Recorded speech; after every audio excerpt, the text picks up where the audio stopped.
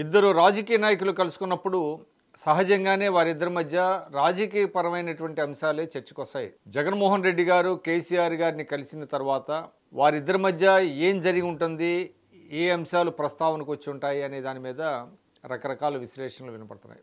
నిజమే, కేసీఆర్ గారిని పరామర్శించడానికి వెళ్ళిన జగన్మోహన్ రెడ్డి గారు దాదాపుగా గంట పాటు ఆయనతో భేటీ అయ్యారు. ఆ సందర్భంగా వారి ఇరువురే కొంతసేపు ఏకాంతంగా మాట్లాడుకున్నారు. సహజంగానే వారిద్దరి మధ్య రాష్ట్ర రాజకీయాలు అంటే ఆంధ్రప్రదేశ్ రాజకీయాలు, తెలంగాణ రాజకీయాలు, జాతీయ రాజకీయాలు ప్రస్తావనకు వచ్చి ఉండాలి, వస్తాయి కూడా. లేకపోతే అంత సమయం ఇద్దరు కలిసి ముచ్చటించుకోరు, కుశల ప్రశ్నలు వేయటానికి అంత సమయం అవసరం లేదు కాబట్టి. అయితే కేసీఆర్ గారు జగన్మోహన్ రెడ్డి గారికి ఎటువంటి సూచనలు ఇచ్చి ఉంటారు అనే దాని మీదనే చాలామంది మాట్లాడుకుంటున్నారు. ఎందుకంటే కేసీఆర్ గారికి అపారమైనటువంటి రాజకీయ అనుభవం ఉన్నది. అయితే మొన్నటి ఎన్నికల్లో ఆయన చాలా తప్పులు చేశారు. అంటే వ్యూహాత్మకమైనటువంటి తప్పిదాలు కొన్ని జరిగాయి. ముఖ్యంగా కమ్యూనిస్టులను ఆయన దూరం చేసుకున్నారు. ఒకవైపు బీజేపీని దూరం చేసుకున్నప్పటికీ బీజేపీతో దూరం చేసుకున్న సమయంలో కమ్యూనిస్టులను దగ్గరికి తీసుకోవాల్సింది కమ్యూనిస్టులను దూరం చేసుకున్నారు ఫర్ నో రీజన్స్. అసలు దానికి రీజన్ కూడా ఏమీ లేదు. ఎందుకంటే మునుగోడులో వాళ్ళ సహాయం కోరారు, వాళ్ళు కలిసి పనిచేశారు. అక్కడ అప్పుడు బీఆర్ఎస్ అభ్యర్థి గెలిచారు. ఆ తర్వాత అసలు కారణం లేకుండానే కమ్యూనిస్టులను దూరం చేసుకున్నారు. ఆ దూరం చేసుకున్న కమ్యూనిస్టులు వెళ్ళి అందులో సిపిఐ వారు వెళ్ళి కాంగ్రెస్ పార్టీతో చేతులు కలిపారు. కోననేని సాంబశివరావు గెలిచారు. ఇదంతా ఒక చరిత్ర. అంటే కేసీఆర్ గారు తనకు ఎదురైనటువంటి ఓటమి నుంచి కొన్ని గుణపాఠాలు నేర్చుకొని ఉంటారు. అదేవిధంగా అభ్యర్థులు మార్చకపోవటం ఇవన్నీ కూడా ఉన్నాయి. కొన్ని ఆయన పోస్ట్ మార్టం చేసుకొని ఉంటారు ఓటమి పైన. ఆ పోస్ట్ మార్టం నుంచి కొన్ని విలువైనటువంటి అంశాలు తెలిసి వచ్చి ఉంటాయి. జగన్మోహన్ రెడ్డి గారితో అవి పంచుకొని ఉండొచ్చు.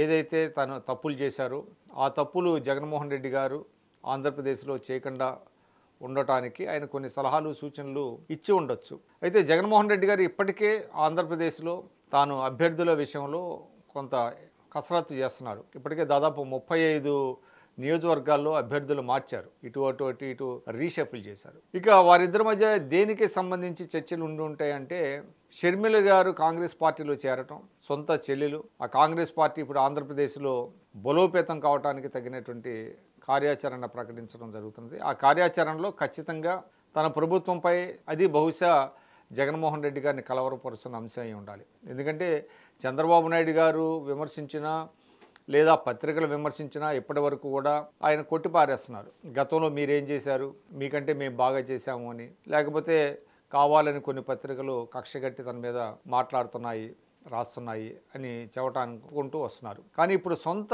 చెల్లెలు కనుక విమర్శలు చేస్తే, ఆమె చేసే విమర్శలు ఘాటుగా ఉంటే వాటిని ఏ విధంగా తిప్పికొట్టాలి అనే దాని మీద బహుశా ఆయన కొంత మీమాంసలో పడి ఉండేటువంటి అవకాశం ఉంది. ముఖ్యంగా పాలనాపరమైనటువంటి విమర్శలను తిప్పికొడితే అది అభ్యంతరం ఉండకపోవచ్చు. కానీ వ్యక్తిగతమైనటువంటి విమర్శలు అంటే వారి కుటుంబంలో జరిగినటువంటి అంటే వాళ్ళ ఇద్దరి మధ్య కొంత గ్యాప్ పెరిగినటువంటి నేపథ్యంలో, అదేవిధంగా వివేకానంద రెడ్డి గారి హత్య, ఇటువంటి కొన్ని వివాదాస్పదమైనటువంటి అంశాలు ఆమె కనుక స్పృశిస్తే అది జగన్మోహన్ రెడ్డి గారికి ఇబ్బందిగా పరిణమించేటువంటి అవకాశం ఉంది. ఎందుకంటే రాజకీయ ప్రత్యర్థులు విమర్శిస్తే వాటిని తిప్పికొట్టచ్చు. కానీ సొంత కుటుంబంలోని వ్యక్తి కనుక విమర్శలు చేస్తే దానికి క్రెడిబిలిటీ చాలా ఎక్కువ ఉంటుంది. ప్రజలు ఎక్కువగా నమ్ముతారు.